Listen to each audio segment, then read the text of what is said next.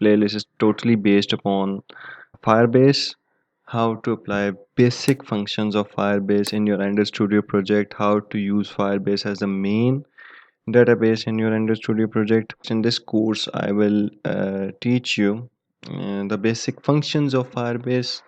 Let's start by intro to Firebase. That what is Firebase? Firebase is basically a real-time database. Um, Let me uh, write it down for you. Mm, Firebase is real time database. Okay. And what is real time database? Real time database is some sort of database that works on JSON. It totally works on JSON.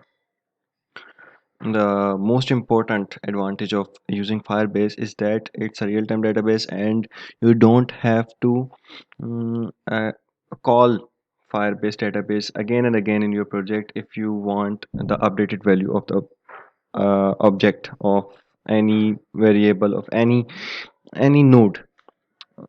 If you apply a specific method, there are basically three methods of Firebase. If you apply those methods, and then you don't have to call again and again the updated for the updated value. Like in my, if you are using an API that works on MySQL database, then you have to hit the API again and again for the updated value. But in Firebase, you don't have to do that. So that's the most important advantage of the Firebase, of using Firebase in your Android Studio project. Cancel. Then let start by creating a new uh, project in Firebase. So if you want Firebase console, then you have to you must have a Gmail account. See, Firebase console, console.firebase.google.com. See, welcome to Firebase. Here we will create a new project for Android, for iOS, for web, whatever you want. Create a project. Here you will name the project what you want. Let's test. Yeah, test. Use the default settings.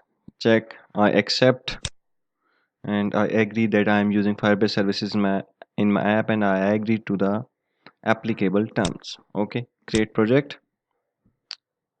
Your operation was, oh, Firebase, um, new project,